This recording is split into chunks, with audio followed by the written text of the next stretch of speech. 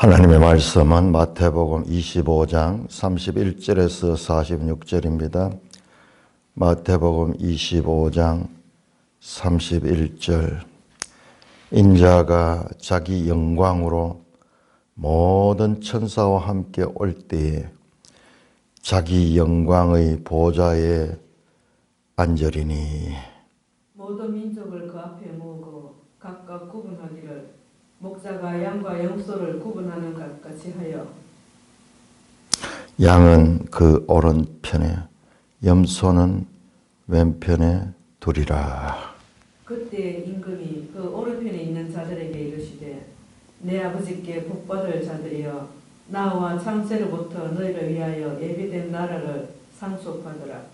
내가 줄일 때에 너희가 먹을 것을 주었고 목마를 때에 마시게 하였고 나그네 되었을 때에 영접하였고 헐벗었을 때 옷을 입혔고 병들었을 때 돌보았고 옥에 갇혔을 때 와서 구하느니라. 이에 의인들이 대답하여 이르되 주여 우리가 어느 때에 주께서 줄이신 것을 보고 음식을 대접하였으며 목마르신 것을 보고 마시게 하였나이까. 어느 때 나그네 되신 것을 보고 영접하였으며 헐벗으신 것을 보고 옷 입혔나이까.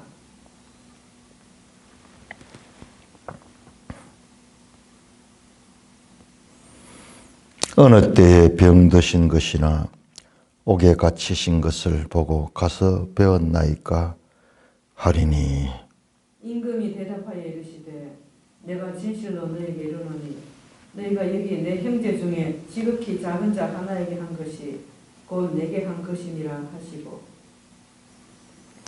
또 왼편에 있는 자들에게 이르시되 저주를 받은 자들아 나를 떠나 마귀와 그 사자들을 위하여 예비된 영원한 불에 들어가라. 내가 줄일 때 너희가 먹을 것을 주지 아니하였고 목마를 때 마시게 하지 아니하였고 나그네 되었을 때에 영접하지 아니하였고 헐벗었을 때에 옷 입히지 아니하였고 병들었을 때와 옥에 갇혔을 때에 돌보지 아니하였느니라 하시니. 그들도 대답하여 이르되 주여 우리가 어느 때 주께서 줄이신 것이나 목마르신 것이나 나그네 되신 것이나 헐벗으신 것이나 병드신 것이나 옥에 갇히신 것을 보고 공양하지 아니하더이까. 이에 임금이 대답하여 이르시되 내가 진실로 너에게 이르노니 이 지극히 작은 자 하나에게 하지 아니한 것이 곧 내게 하지 아니한 것이니라 하시리니 그들은 영벌에 의인들은 영생에 들어가리라 하시니라. 오 하나님 아버지 은혜를 감사합니다. 이 두렵고 떨리는 놀라운 하늘에 속한 사건을 이 땅에서부터 알아갈 수 있도록 그래야 우리가 어떻게 살아야 될 것인가를 지금 이 자리에 있는 우리에게도 생생하게 말씀해 주시니 감사를 드립니다. 우리 주 예수 그리스도 이름으로 감사하며 기도드리옵나이다. 아멘. 자, 우리가 지금 마태복음 25장 46절까지가 예수님의 감람산 강화의 끝입니다. 자, 26장 보세요. 26장 1절 예수께서 이 말씀을 마치시고 제자들에게 이르시되 이 말씀을 마치시고 이것이요. 예수님의 5번의 설교 가운데 5번의 설교 첫 번째 산상설교를 마치고 7장에서도 설교를 마치시고 예수께서 이 말씀을 마치시고 7장 28절 그 다음에 13장에서도 예수님께서 씨 뿌린 비유와 그 천국의 비유를 하면서 이 말씀을 마치시고 18장에서도 이 말씀을 마치시고 그리고 지금 24장, 25장 끝나면서 이 말씀을 마치시고 이 신호를 통해 가지고도 마태복음에 제자들에게 직접 가르치는 5가지의 설교가 있다. 그 신호가 딱 되어 있어요. 예수께서 제자들에게 이르시되 대상은 제자고 그리고 말씀이 끝나면 이 말씀을 마치시고 5개의 형식구가 마태복음에 존재하는데 그 가운데 마지막에 등장하는 것이 바로 이 감람산 강화입니다. 자, 우리는 어제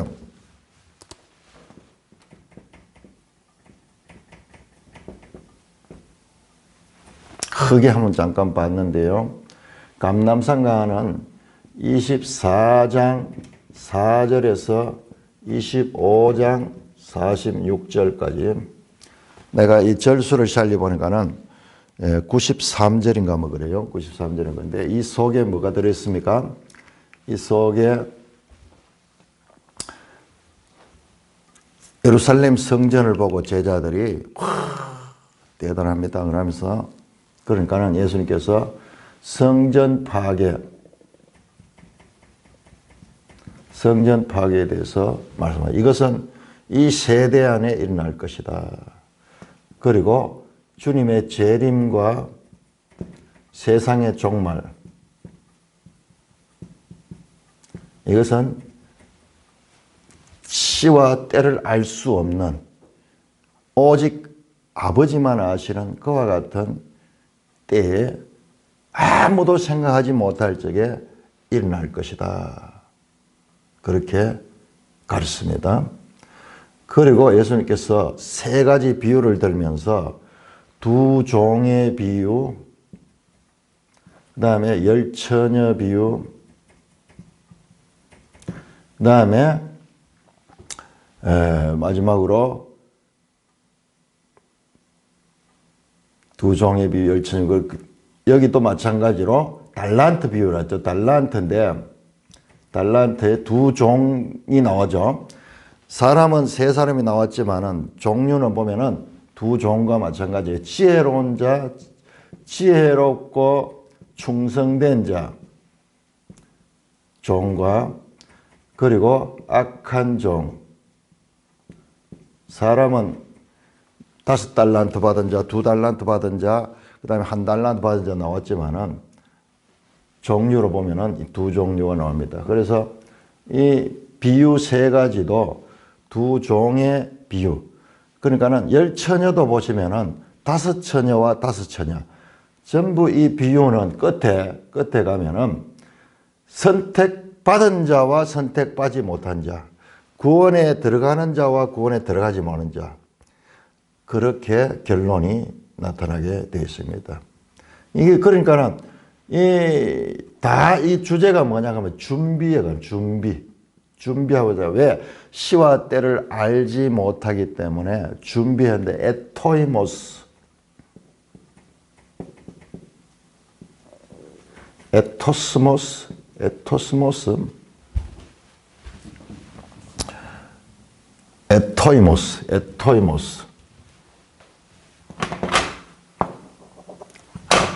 왜 이 원어를 썼냐 그러면은 이게 아주 중요한 단어예요. 그래서 종말은 예수님의 재림과 더불어오는 세상의 종말은 시와 때를 알 수 없기 때문에 늘 준비해야 된다. 그러니까는 이게 모든 시대에 해당되는 거예요. 모든 시대에 해당되는 거예요. 자기 시대에 주님이 올 것 같은 그런 마음을 가지고 준비해야 된다. 근데 준비가 뭐냐? 어떻게 준비하느냐? 저는 이 에토이모스가 이 준비가 바로 성령으로 성령. 그러나 제가 보니까 누구도 이걸 이런 식으로 말하고 있잖아요. 근데 성령이에요, 성령.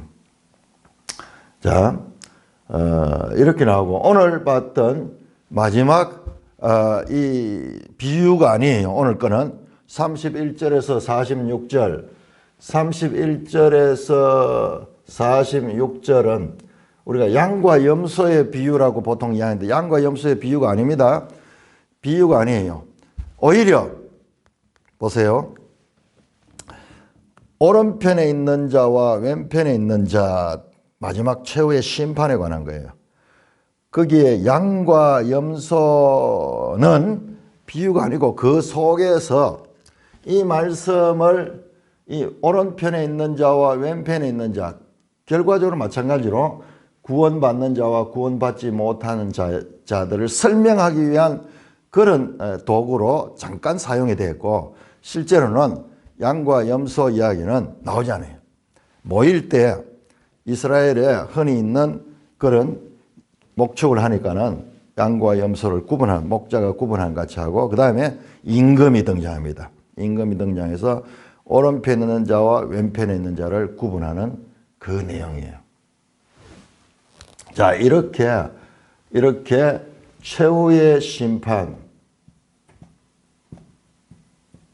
그러니까는 예수님의 5가지의 설교, 5가지인데 이게 5번째 예수님의 설교고 그 가운데 이 5가지의 설교들이 다 끝에 보면은 이와 같이 구원받는 자와 구원받지 못하는 자, 영생에 들어간 자와 영벌에 들어간 자로 구분이 되어 나옵니다. 오늘 이 본문도 마찬가지로 이 본문은 감람산 광야의 결론이면서 동시에 보면은 이 5개의 설교 전체의 결론이 되기도 합니다.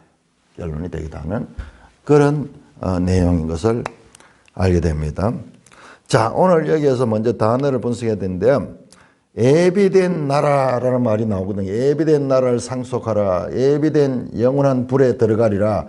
자, 34절에 보면은 창세로부터 너희를 위하여 예비된 나라를 상속받으라.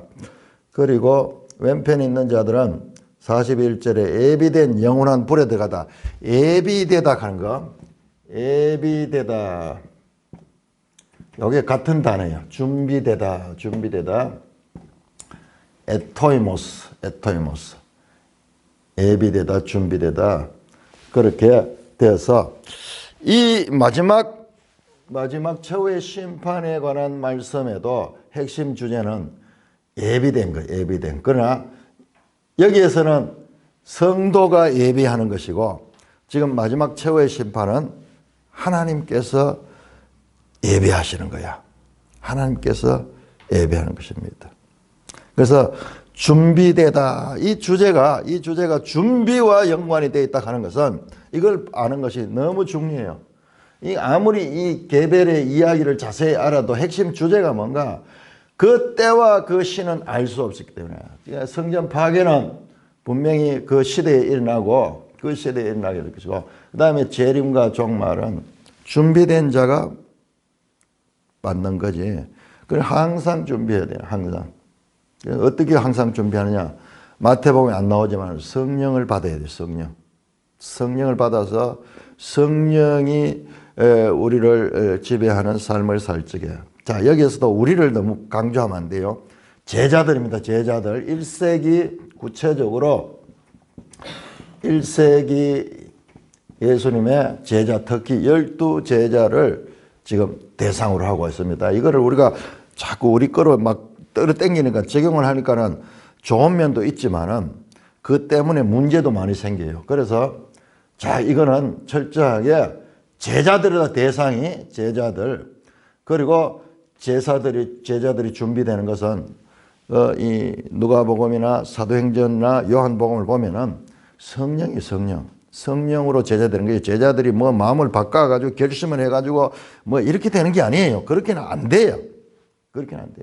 서기관과 바리새인보다 더 나은 의를 입어야 하는데 서기관과 바리새인보다 더 나은 의는 그들처럼 자기적인 자기 의를 가지고 노력해서 되는 게 아니에요. 그것은 위로부터 오는 능력을 덧입어야 돼요. 그래서 여기 마태복음에 전혀 나오고 있지만은 여기에서 준비된 자가 된다. 준비된 자는 성령이 그 가운데 내주돼야 된다. 그래서 이 감람산 강화 이틀 후에 다락방 강화의 주제가 바로 성령 있잖아요. 우리가 성경을 이렇게 보니까는 예수님의 말씀이 얼마나 그런 면에서도 논리적이잖아요. 논리적으로. 여기서 준비하라 그랬는데 준비하러 갔는데 어떻게 준비할 것이냐가 안 나왔잖아요. 어떻게 준비하나. 그러나 그로부터 이틀 후 모든 말씀을 마치고 최후로 제자들에게 가르친 말씀이 다락방가예요. 그러니 이렇게 연결시켜 보면 그 다음에 6번째 예수님의 제자들에 대한 설교가 다락방가예요. 다락방 마지막 주제가 뭐냐? 성령. 내가 가면 성령을 보낸다. 너희가 성령을 받는 것이 아니고 내가 보내줌으로 말미암아 너희가 받게 되는 거지. 너희가 노력해서 주시옵소서 그렇게 해서 주시는 것이 아니고 예수님께서 아버지께로 아버지와 성부 하나님과 성자 예수님이 합력해서 그렇게 해서 너희에게 보내줄 것이다. 그는 너희 속에 거하실 것이고 그는 진리의 영으로서 내 한 말을 깨닫게 할 것이고 그러므로 내가 떠나가는 것이 오히려 유익하다. 내가 가면 그가 의에 대하여 심판에 대하여 죄에 대해서 말할 것이고 너희와 함께하며 너희가 그 성령으로 내가 했는 일보다도 더 큰 일을 하게 될 것이다. 그 말씀이에요. 그 말씀. 그런데 최종적으로 지금까지 이 마태복음에서는 말씀하지 않았던 성령이 오셔서 그들을 준비하게 할 것이다. 그러니까 이 구원조차도 내가 아니고 하나님의 은혜야. 성령이 오셔서 하시는 일이야. 사람으로는 할 수 없을 때 하나님 할 수 있다. 꼭 하나님께서 하시는 거예요. 구원에 관한 모든 것은 구원은 하나님께 속한 것이다. 그런 대명제가 나오는 거예요. 구원은 하나님께 속한 것이다. 자, 이렇게 전체 내용이 나오고요. 나오고 그 예수님의 이 5가지 설교 가운데 마지막 설교가 끝이 납니다. 자, 31절입니다. 31절. 인자가 자기 영광으로 모든 천사와 함께 올 때, 자, 이때는 재림의 때요. 세상의 종말입니다. 자기 영광의 보좌에 앉을 것이다. 자기 영광으로 모든 천사와 함께 올 때 자기 영광의 보좌에 앉을 거야. 자기 영광.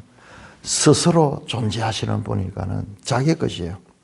우리는 피조물인데 우리가 자기 것을, 자기 의를 추구할 때 그게 악이 됐지만은 그러나 주님은 스스로 계신 분이었어. 다시 모든 천사들과 함께 오십니다. 자, 이 오시는 장면을 성경은 여러 군데서 말씀하고 있는데 대표적으로 요한계시록 14장을 우리 한번 보겠습니다. 요한계시록 19장. 요한계시록 백마 타고 오는 자. 19장 14절에서 그 오시는 모습을 이렇게 말씀합니다. 19장 11절부터 봐야 되겠다. 또 내가 하늘에 열린 것을 보니 보라, behold, 보라. 이두, 이 말씀이 이렇게 강조해. 이두. 마태복음에 이게 계속 많이 나왔는데 우리가 뺐다 하는 것을 봤죠. 극적인 장면이, 드라마틱한 그 준비되어 있던 그 일이 펼쳐질 때 백마와 그것을 탄 자가 있으니 그 이름은 충신과 진실이라. 그가 공의로 심판하며 싸우더라.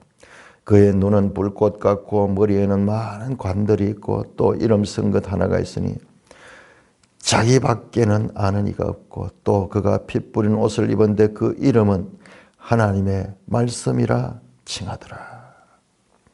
하늘에 있는 군대들이 희고 깨끗한 세마포 옷을 입고 백마를 타고 그를 따르더라. 이야, 주님이 오실 때요, 주님과 같은 모습으로 하늘의 군대들이 수천 수만의 천군 만마를 가진 이 사자들이 그를 따릅니다. 하늘 군대가 따릅니다.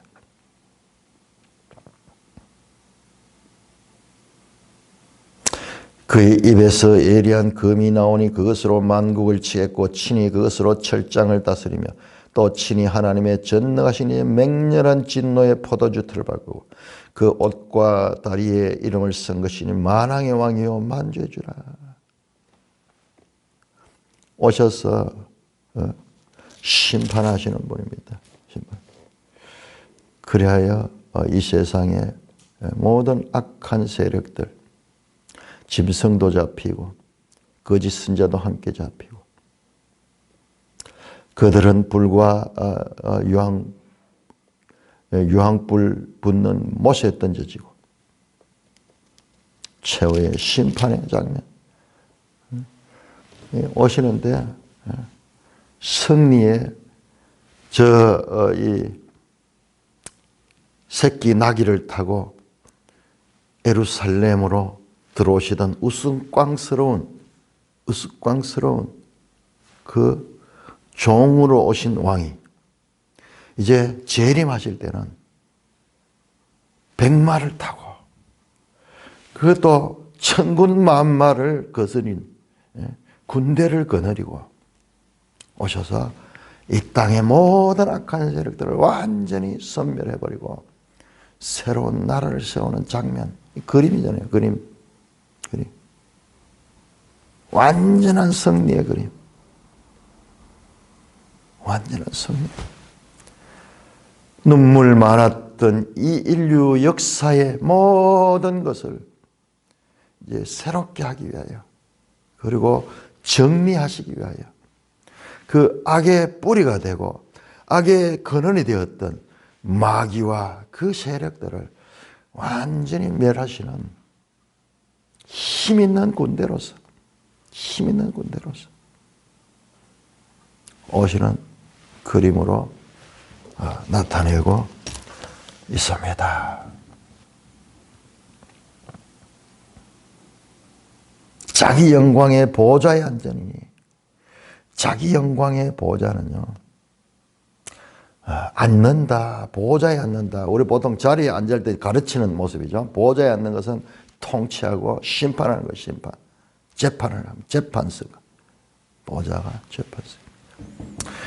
모든 민족을 그 앞에 모으고 각각 구분하기를, 목자가 양과 염소를 구분하지. 제일 먼저 하시는 것이 뭐냐? 자, 그 대상은 모든 민족이에요. 모든 민족. 와, 이때까지요, 아주 예수님의 가르침은 소극적이었어요. 이스라엘의 잃어버린 자, 자녀의 떡을 이 개에게 주지 않는다. 이방인에게 주지 않는다. 철저하게 이스라엘 중심이었는데 재림 때는 그것이 아니고 모든 민족을, 마태복음 마지막 28장 19절은 모든 민족에게 복음을 전하라 말씀하십니다. 하늘과 땅의 권세를 내가 받았으니, 엑소시아, 너희는 가서 모든 민족에게 세례를 베풀고 복음을 전하라. 그때 시작되어서 지금 이것은 역사의 마지막 때 모든 민족을 그 앞에 모으고, 그 앞에 가는 단어가 중요합니다. 이게 재판할 적에 재판장 앞에 서는 거예요. 이게 재판적인 그런 용어예요. 엠포리온과 이것이 앞에서도 계속 나왔어요. 그 앞에 모으고 각각 구분하다. 아포리조 구분하다, 분리하다. 영어로 보면은 separated, 구분하다, 분리하다. 제일 먼저 하는 것은 분리합니다. 마치 목자가 양과 염소를 분리하듯이. 양과 염소는 조금 생리가 달라요. 양은 털이 많고 염소는 털이 좀 적으니까는 추위에 양은 되게 강하고 염소는 덜하답니다. 그래서 그 목자들은 나중에 이 하루에 끝이 나고 그들을 이제 우리 속에 넣을 때에 양과 염소를 구분해서 넣는다. 아주 그 장면처럼 아주 익숙한 생활 속에서 보는 장면이죠. 그들에게 있어서는 양은 그 오른편에 염소는 왼편에 두리라. 제가 이 단어를 보고 깜짝 놀랐어요. 자, 오른편과 왼편, right hand, left hand, the right hand, the left hand. 오른편 영어로 the right hand. 왼편은 the left hand. 자, 이게 헬라어로는 오른편이 덱시오스고 왼편은 아우니오스. 자, 그런데 희한하게도 이게는 내가 라틴어도 찾아보고 이랬는데 이게 라틴어하고 영어하고는 많이 닮았어요. 단어가 닮았는데 이건 전혀 달라. 오른편 왼편 할 때. 이 라틴어나 헬라어는 덱시오스 이거예요. 덱시오스. 근데 어디서 나왔는지 라이트 핸드로 돼 있어. 그래서 오른편은 라이토스니스. 이 R이죠.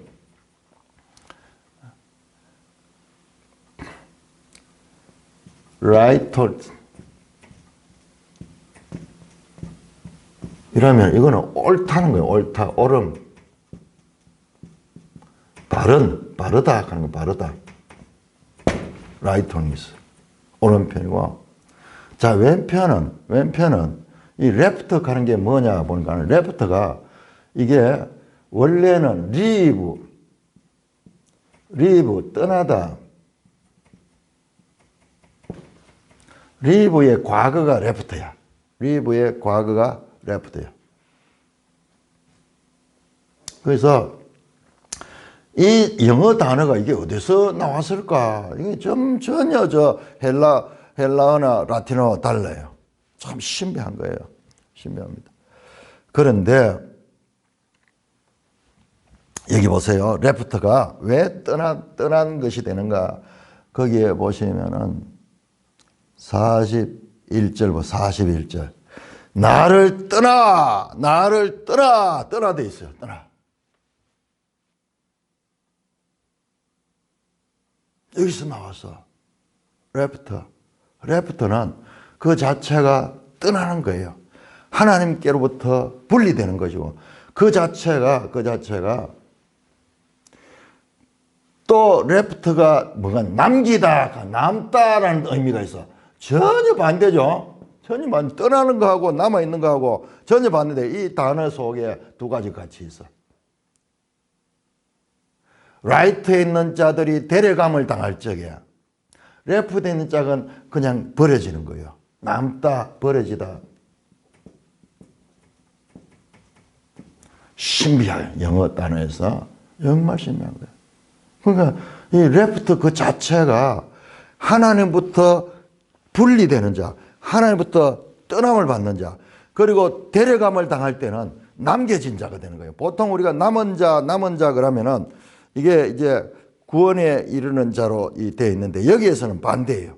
여기서는 두 사람이 밭에서 일을 하고 있는데 하나는 남겨짐을 당하고 하나는 데려감을 당하고 두 여자가 맷돌을 갈고 있는데 한 여자는 데려감을 당하고 하나는 남겨지고 있다. 그때는 남겨지다는 단어가 이게 사용이 되고 그 다음에 지금 이 오름과 했을 때 이것은 지금 나왔듯이 떠나다 이 단어가 신비한 단어죠. 레프트 속에 어떤 얘기냐, 남기다, 떠나다가 같이 있어. 남다와 떠나다가 같이 이 단어 속에 남아 있다는 건 신기하죠.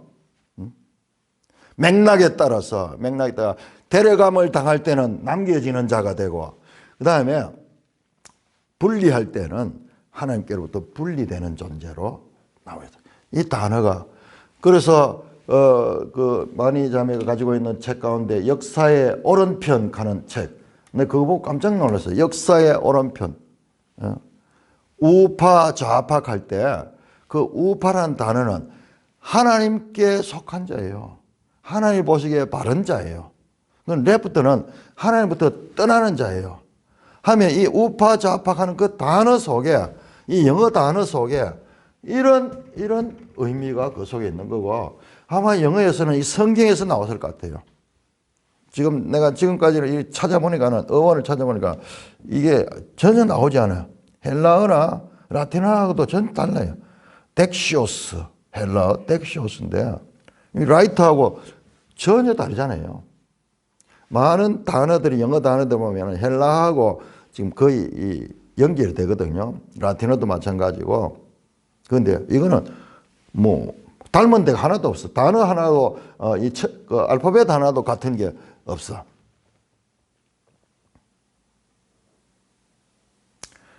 그러니까는 신기하죠. 오른편. 그러니까 성경에 보면 계속 오른편은 예수님께서 부활하시고 승천하셔서 보좌 우편에 얘기거든요. 자, 이게 그냥 단어가 아니에요. 자, 사도행전 2장 한번 볼까요? 사도행전 2장.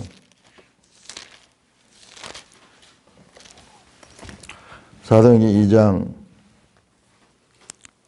33절.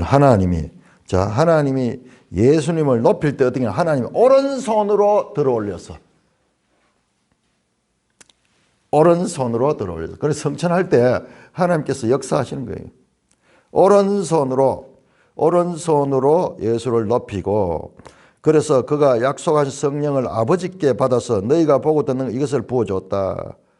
그러면서 35절 보세요. 주께서 내 주께 말씀해 너는 내가 내 원수로 발등하게 너는 내 우편에 앉아있으라. 앞에는 오른편을 놓고 밑에는 우편을 해놨네요. 전부 우측을 강조합니다. 하나님이 출애굽할 때 이스라엘 민족을 오른손으로 끌어내요. 오른손으로. 권능의 오른손. 우리 한번 볼까요? 출애굽기 15장. 자, 그러니까는 이 단어 하나조차도 너무 놀라워요. 그냥 우리가 무심코 이래 봤는데 이런 관점에서 한번 보게 되니까는 15장 6절 여호와여 주의 오른손의 권능으로 영광을 나타내시다. 오른손의 권능.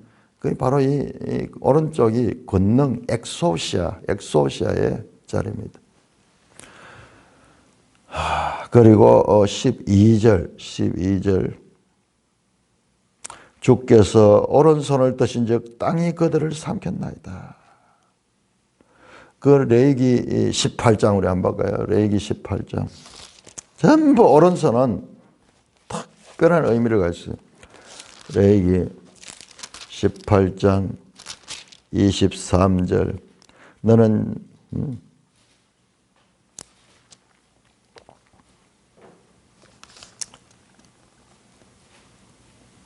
레위기 18장 그냥 8장 23절. 보세요. 얼마나 놀라운지. 모세가 잡고 그 피를 가져다가 순양의 머리 안서 순양의 피를 가지고 제사장 아론의 오른쪽 깃뿌리와 오른쪽 엄지손가락과 그의 오른쪽 엄지발가락에 피를 바 오른쪽에 발라. 오른쪽에. 14장 14절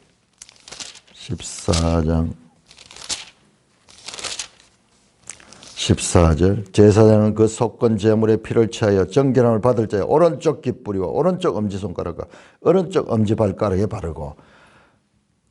보시면요 오른쪽과 왼쪽이 그냥 일상용어로 사용될 때 많이 있는데 그 가운데도 항상 오른쪽을 중시합니다. 오른쪽을 중시하고. 그리고 오른쪽은 하나님 편이에요. 하나님 편. 여기 보세요. 레프트는 떠나는 자야. 하나님께로 떠나라 하는 단어가 오늘 여기 나오는 게 나를 떠나 마귀와 거자야. 그게 바로 레프트예요. 레프트. 떠나는 자. 그러니까 우파 좌파 했을 적에 우리는 그냥 동질적인 상대적인 개념으로 이렇게 생각하고 있는데 우리 오른쪽 있고 왼쪽이 있으니까는 그리고 성경은요. 성경 오른쪽이 오름이에요. 오름. 라이토스니스. 오름. 바른 쪽이에요. 바른 쪽. 이것은 다른 쪽이에요. 다른 쪽. 그러니까는 바른 복음 갈 적에 이게 바른 복음에 속한 거예요. 여기는 다른 복음이 되는 거예요. 다른 복음.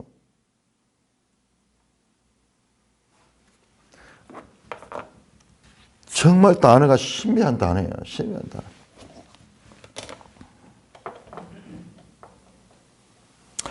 자, 오른편과 왼편에 나오는 이 말씀은요. 말씀은 여기에 마지막에 나오면서도 동시에 10장에서 나왔던 10장의 확대판, 10장에서도 최후의 심판적인 그런 내용이 나왔습니다. 우리 마태복음 10장 한번 볼까요?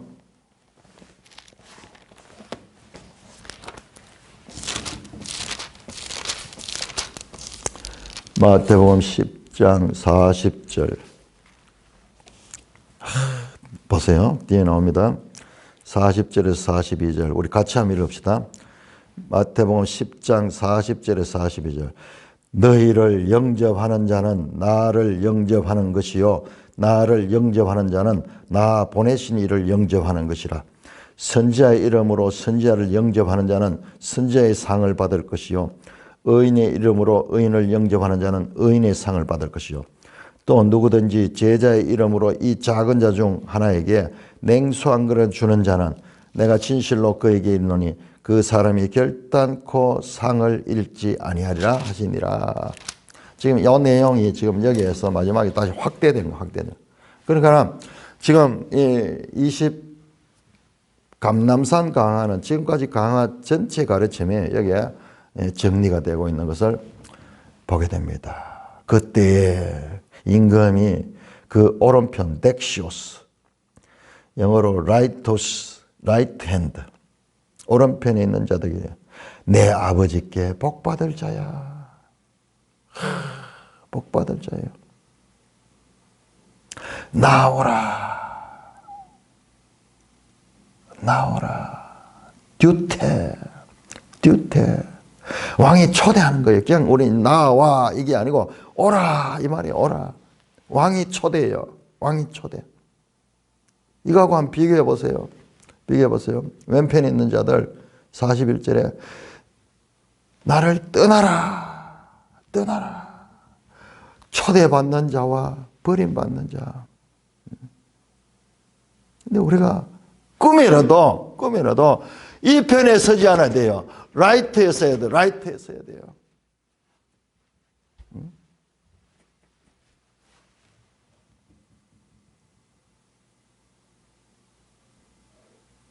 내 아버지께 복받을 자들입니다. 오른편에 있는 자들은 오라 듀테 장세로부터 너희를 예비된 나라를 상속받으라.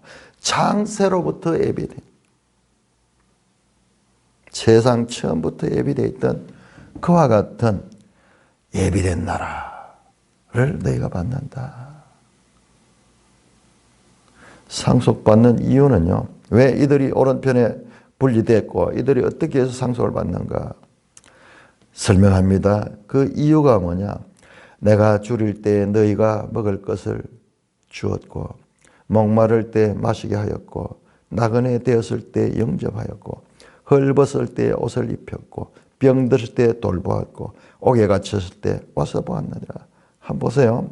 지금 이 내용이 지금 계속 4번 반복됩니다. 똑같이.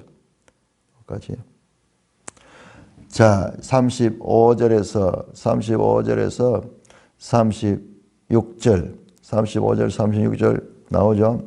그 다음에 이 의인들이 다시 반문합니다. 주여, 37절에 어느 때 주께서 주신 것을 보고 음식을 대접했으며 목마르신 것을 보고 마시게 했습니까?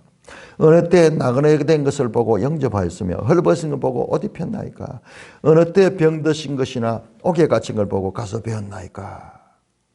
마찬가지로 저 왼편인 자도 말합니다. 내가 줄일 때 너희가 먹을 것을 주지 않았고 목마를 때 마시게 하나 했고 나그네 되었을 때 영접하지 않았고 헐벗을 때 옷 입히지 않았고 병들을 때와 옥에 갇혔을 때 돌보지 않았다. 그러니까 그쪽에서도 언제 우리가 줄인 것을 보고 외면했으며 목마른 것을 보고 나그네 되신 것이나 헐벗은 것이나 병드신 것 옥에 갇힌 것을 보고 섬기지 않았으면 공양하지 않았습니까? 다 같이 만큼 이것을 강조하고 있습니다. 주님에게 대접하지 않았다 하는 거예요. 너희는 대접하였다. 그러니까 이 의인들은 이들은 의인이라고 불립니다. 37절에 이 의인들이 세상에 의인이 어디 있어요? 그런데 이들을 의인이라고 말해요. 의인이라고. 의롭다고 칭해 주십니다. 의인들이 대답하여 주여 우리가 어느 때에 주께서 주신 걸 보고 음식을 대접하여 목마르신 걸 보고 마시게 했습니까? 어느 때에? 우리는 한 적 없습니다. 그런 적 없습니다. 기억이 없습니다. 기억이 없습니다. 주님이 지금 판단하시는데 우리는 그럴 자격이 없습니다. 그러니까 예수님께서 말씀합니다. 임금이 말씀합니다. 임금이 대답하여 이르시되 내가 진실로 너에게 너희가 여기 내 형제 중에 지극히 작은 자 하나가 곧 내게 한 것이다.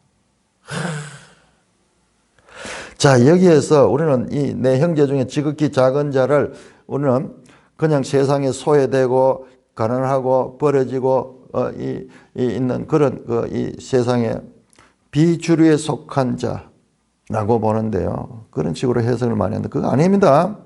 마태복음 안에 이 용어는요, 철저하게 제자들을 가리킵니다. 내 형제, 내 형제.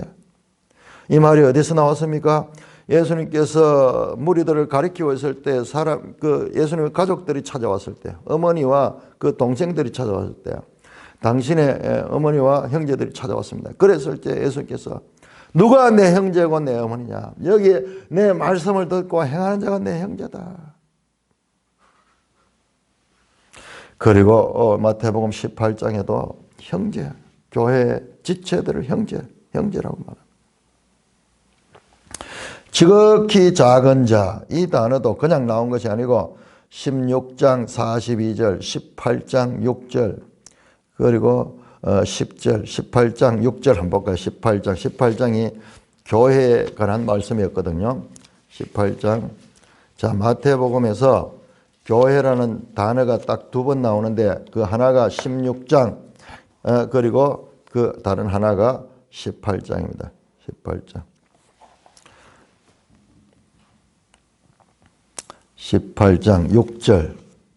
누구든지 나를 믿는 이 작은 자 중에 하나를 실족하면 연자맷돌에 그 목에 달려 깊은 바다에 달려 실족하는 게 있어요. 18장 6절, 18장 10절. 만일 내 눈이 범죄하여라. 10절 3가 이 작은 자 중 하나도 없인 여기지 마라. 14절, 18장 14절. 이와 같이 이 작은 자 중에 하나, 이 작은 자는 구체적으로 눈에 바로 교회의 형제를 가져. 그러면서 15절에 네 형제가 교회는요 작은 자들의 모임이고 그리고 그 형제예요.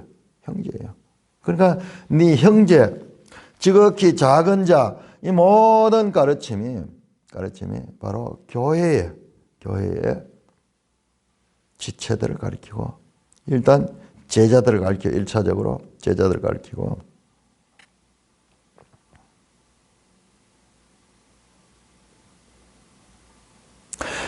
바로 이 형제에게 한 것, 교회 지체에서 한 것이 바로 나에게 한 것이다. 와, 이게 어떻게 이런 말이 가능할까요?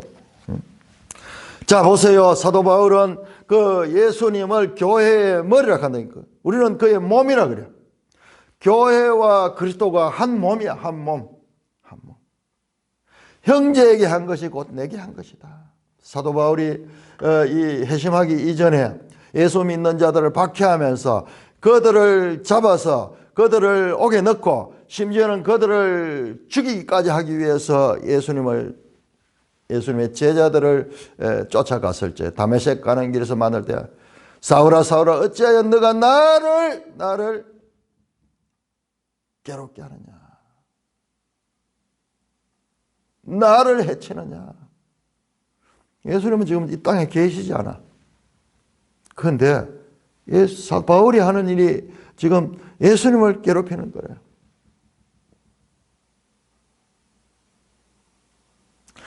예수님께서 교회는 자신의 몸이야. 교회가 해침을 당하는 것이 바로 자신이 해침을 당한 것과 마찬가지야. 여기에 신비한 연합의 교리가 나타납니다. 요한복음 14장 9절에 그리고 16장 32절 보면은 다락방 강하죠. 여기 보면 아버지와 아들이 하나다. 아버지와 아들이 하나다. 이제는 요한복음 17장 11절에서 20절 아버지와 아들이 하나고 또한 제자들도 하나다. 제자들도 하나다. 그리고 요한복음 13장 20절 보시면은 제자와 예수님이 하나가 돼요. 하나. 그러니까 바울 사도가 최종적으로 정리한 교회는 그리스도의 몸이다. 이 신비. 그리스도인 형제에게 지극히 작은 자 하나에게 한 것이 바로 예수님께 한 것이다. 교회가 어떠한 것인가? 자, 이걸 그냥 구제하는 거 이렇게 보면 안 됩니다. 마태복음 앞에서 철저하게 이 형제가 지극히 작은 자, 그리고 구체적인 이 형제는 바로 교회를 가리키는 거예요. 제자들을 가리키고 그 다음에 제자들로 인하여 만들어지는 그 교회를 가르치는 용어예요. 그래서 이 최영삼 교수가 마태복음 이 후반부를 쓰면서 전부 교회란 단어가 안 나오지만은 전부 교회를 예비하는 내용이다. 또 41절 왼편에 있는 자들에게 이르시되 저주를 받은 자들아 나를 떠나 마귀와 그 사자들 위해 예비된 영원한 불에 들어가라. 그들에게도 예비된 곳인데 영원한 불입니다. 그런데 그들이 가는 예비된 영원한 불은요, 창세로부터 예비된 것이 아니야. 창세로부터 너희를 예비된 나라를 상속을 받는데 34절에 보면은 오른편에 있는 자들, 그러나 왼편에 있는 자들은 예비된 영원한 불이에요. 하나의 원래 계획에는 이것이 없었던 것 같아요. 나를 떠나라. 포르오세테. 이게요, 어디에서 나오는 단어였나? 7장 23절에 나온 단어. 7장이 산상설교 제일 먼저 했는 거죠. 7장 23절 한번 볼까요? 7장 23절. 그때 내가 그들에게 밝히 말하되 내가 너희를 도무지 알지는 불법을 행하는 자들아 내게서 떠나가라. 똑같잖아요. 처음과 자, 이 방금 읽었던 7장은 산상수훈 예수님의 이 설교 가운데 마태복음 5개의 설교 가운데 첫 번째 설교의 결론, 그리고 마태복음 25장은 예수님의 5번째 설교 마지막 설교의 결론 동일하게 떠나가라.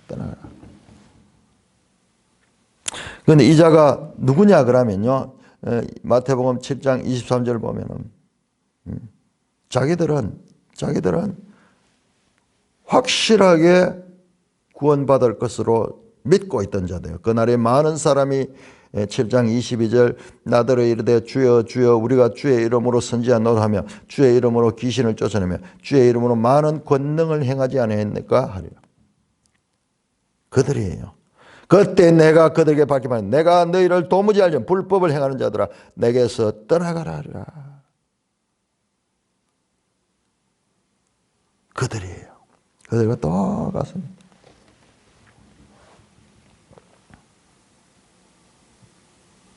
떠나서 어디로 가느냐? 예비된 영원한 불에 들어가는 거예요. 영원한 불에 들어가. 내가 줄일 때 너희가 먹을 것을 주지 아니하였고 목마를 때 마시게 하였고 나그네 될 때 영접하지 않았고 헐벗을 때 옷 입히지 아니하였고 병들었을 때와 옥에 갇혔을 때 돌보지 아니하였느라 하시니 그들 대답하되 자 그들도 의인들과 똑같이 대답합니다. 이번에는 그들은 억울하다고 하는 거예요. 주여 우리가 어느 때에 주께서 주신 것이나 목마르신 것이나 나그네 되신 것이나 헐벗인 것이나 병드신 것이나 옥에 갇힌 걸 보고 공양하지 아니하였나이까. 우리 했습니다. 우리도 했습니다. 우리도 했습니다. 공양하다 하는 말 디카요 섬기다. 우리도 저 오른편에 있는 자들이 그렇다면 우리도 마찬가지로 그런 걸 했습니다. 오히려 이 사람들 억울하다고 그렇게 말씀하십니다. 이에 임금이 대답하여 이르시되 내가 진실로 너에게 이르노니 지극히 작은 자 하나에게 하지 않은 곧 내게 하지 않은 것이다. 자 10장 보세요. 마태복음 10장 40절. 이 말씀이 그냥 나온 게 아니고 앞에서 하셨던 말씀을 반복합니다. 너희를 영접하는 자는 나를 영접하는 것이요 나를 영접하는 자는 나 보내신을 영접하는 것이다. 선지자의 이름으로 선지자를 영접하는 건 선지자의 상을 받을 것이요 의인의 이름으로 의인을 영접하는 자는 의인의 상을 받을 것이요 누구든지 제자의 이름으로 이 작은 자 중 하나에게 냉수한 것이라도 주는 자는 내가 진실로 너에게는 그 사람이 결단코 상을 잃지 아니하리라 하신다. 지극히 작은 자 교회 지체들을 가리킵니다. 그들에게 하지 않은 것이 곧 내게 하지 않은 것이다. 여기서 강조는요. 교회와 그리스도가 한 몸이라는 거예요. 교회와 그리스도. 그리스도와 하나님과는 한 몸이시고 뿐만 아니라 그리스도와 교회가 한 몸이니까는 교회는 하나님과 연합된 그와 같은 것이다. 사도 바울은 이것을 로마서에서 연합의 교리로 풀어내는 거죠. 예수는 그냥 말씀. 그들은 영벌에 의인들은 영생에 들어가리라. 의인들과 악인들의 장소의 대조가 표현됩니다. 영벌의 장소는 게헨나, 지옥을 가리키는데 게헨나는 어둠과 바깥으로 연결된다. 25장 30절에 달란트 비유에 나와서 이 무익한 종을 바깥 어두운 데로 쫓아라. 거기 슬피 울며 이를 갈라. 이 말씀도 여러 번 반복이 나오는 거죠. 영생의 장소는 안쪽과 밝음으로 표현돼. 왕과 함께 복을 누리는 곳, 잔치에 참여하는 곳입니다.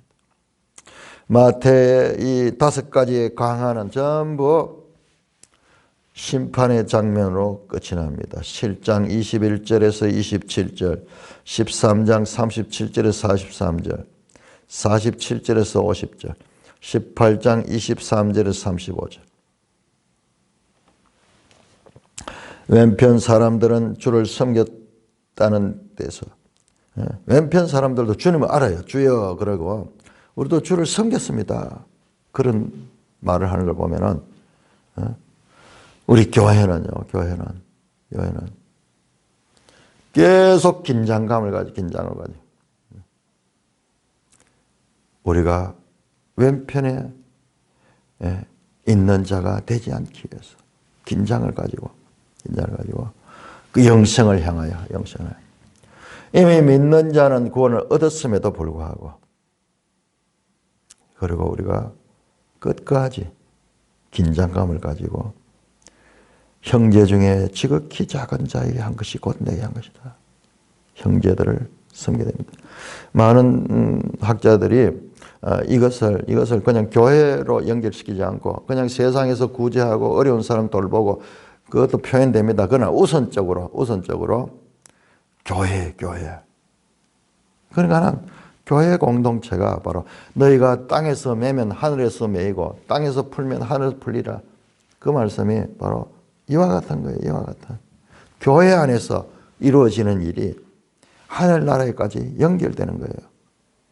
그래서 우리는 사랑하는 형제, 자매들, 지체들을 한 몸처럼 내 몸과 같이 귀하게 여기고, 뿐만 아니라 이 교회 공동체는 이 사랑과 긍휼의 마음을 가지고 이웃 가운데, 믿지 않는 자들 가운데서도 소외된 자들을 향하여 사랑의 손길을 베풀어야 된다.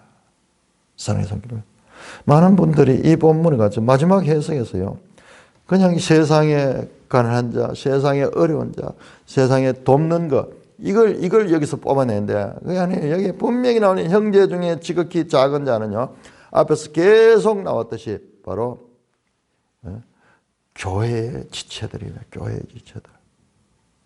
그 교회의 지체들이 서로 사랑하고 서로 섬기며 참으로 사랑의 공동체를 만들고, 그 긍휼이 넘쳐나서 이웃에게도까지 그 복이 넘쳐 나가는 것. 가까운데 가족이나 교회 안에서 이와 같은 것이 없는 상태에서 바깥에 나가서 한다는 것은 이 자체가 모순적. 이렇게 마지막, 그러면 우리가 어떻게 내 형제 중에 지극히 작은 자 하나에게 이와 같은 긍휼의 마음을 가질 수 있을까? 이것도 성령이 우리 가운데 와서, 성령이 우리 가운데 와서 우리를 다스릴 때 이게 가능한 거예요. 그러니까 마지막에 예수님께서 다락방 강화하고 한번 연결해 보세요. 다락방 강화가 일어나기 전에 요한복음 13장에서 먼저 마지막 제자들의 발을 씻기며 내가 너에게 이르노니 서로 사랑하라. 이것은 새 계명이다. 새 계명이다. 이 교회입니다. 교회 안에. 교회. 그리고 이어서 성령을 주실 것을 말씀하셨습니다. 교회 공동체는 세상의 소음과 빛과 같은 거예요. 왜? 그 안에서는 모든 것이 사랑의 법을 가지고 이어지는 것이고, 큰 자가 작은 자를 섬기는 것이에요. 근데 세상이 주목할 수밖에 없는 거예요. 저 당진 동일교회 같은 교회에서도 이제 그와 같이 온 세상이, 지금 대한민국이 그 교회를 주목할 수밖에 없는 게, 세상의 질서와 다르게 그렇게 섬기면서 공동체를 이루었더니만 지금 온 세상에서 지금 대한민국의 정부가 하지 못하는 일들을 하게 되는 그와 같은 것도 바로 이와 같은 하나님 나라의 질서, 그에 따른 공동체가 될 적에 그런 모습을 우리가 볼 수 있기 때문에 온 세상이 관심을 가지고 온 세상에 선한 영향력을 끼치며, 그리고 오히려 세상이 그들의 권위를 존중하고, 이야, 과연 교회만이 대안이구나, 이와 같은 칭찬들이 나오게 되는 것입니다. 긍휼한 마음, 이 긍휼한 마음이 바로 내 형제를 사랑하는 마음, 이것이 성령의 열매예요. 성령의 열매. 사도 바울은 성령을 능력으로 말하지 않았습니다. 사도행전은 성령이 전부 능력으로 나타났지만, 두나미스로 나타났지만, 사도 바울은 갈라디아 5장 22절에서 성령의 열매라고 말합니다. 그 열매는 전부 다 우리 성품에서 변화받는 거예요. 사랑의 마음, 긍휼의 마음을 가지는 것이 바로 성령의 열매인 것입니다. 그러므로 교회는 성령으로 시작해서 성령으로 그 교회가 자라날 적에, 그 교회가 바로 주님이 계획하시고 주님께서 원하시는 그와 같은 교회가 되는 것입니다. 찬송가 463장입니다.